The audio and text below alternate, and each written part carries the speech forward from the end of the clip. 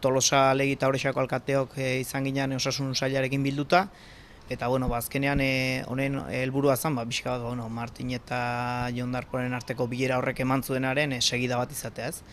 Eta guk gure kezka adierazi genien, eskualdean osasun arretak oso kezkatuta baude arretarekin, eta pixka bat hori trasladatu genien, eta pixka bat trasladatu genien izan zen 2005 urtean ze erronka datorkigun aurrera, ez? Batetik dago eskualdeko antolakuntza eredua edo osi deitzen diotenaren antolakuntza dago, eta bestetik inbizaz akordioa daukana osasun sailak 2005ean kadukatzen da, ez? Orduan, haitu ginen pixka bat aztertzen, gaur egungo goerak ze gabezi sortzen dituen, kalitatean ze arazo sortzen ari dan, eta pixka bat jarri ginen 2005era begira, ez?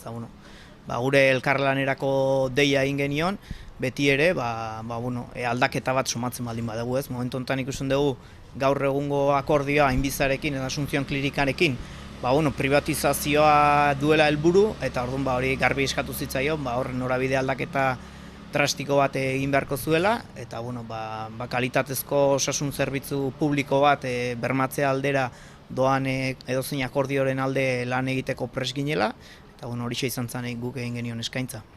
Nolako da Tolosaldeko ordezkarien eta Eusko Jaurlaritzaren arteko harreman hau, nolako ez zen bilera? Nik uste behintzat argi eta garbi geratu zela, gure zeregina horrez dela kontra egitea, eta azkenen guk erdigunean herritarrak dituen zerbitzu bat nahi degula, gu eskualdeko jendea laguntzeko gaude, eta guk jasotzen ditugun kexa horiek trasladatu dizkiegu, beti ere aldan zerbitzurik hoberena emateko, eta guk uste gaina zerbitzu hori bermatzeko ezinbestekoa dela publifikotasuna. Eskualdeko udalerriak bat egin dute osasun publikoaren alde, 2015 esan bezala urte garrantzitsua izango da, nola ikusten da urtea, ze aurrera pausu izan daitezke? Osi adibidez urte hasierarako planteatzen da 2015ean eta konbenioaren bukaerarako.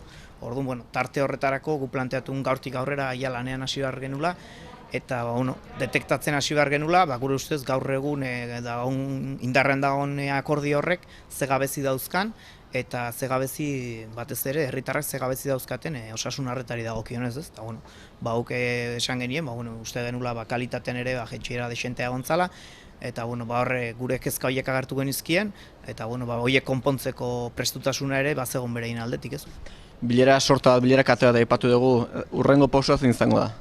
Guk eskaintza argi eta garbi egin genuen, da orain publikoki berresten dugu eskaintza hori, publikotasuna eta osasun arreta bikaintasun horren alde lan egiteko gure prestutasun osoa, baina garbi utzita gaur egungo konbenioaren privatizazioaren norabide hori erabat errotik aldatu behar dela, ez? Orduan, gu pixka bate geratu ginen guke azterketa bat egingo denula, hori ere eskatu zitzaien, ez? Gaur egungo konbenioaren azterketak eta datu horiek ezkutatu intzaizkigu, edo ez zaizkigu behar bezain azkar eta beharko genuken denborarekin ematen, eta jarraituko dugu datu horiek eskatzen, guk ere aztertu alizateko eta gero gabezi gehiago detektatzeko, nolabait ez errepikatzeko, eta eskualdeko biztanleek osasun arreta publikoa eta kalitatezko bat edukitzeko.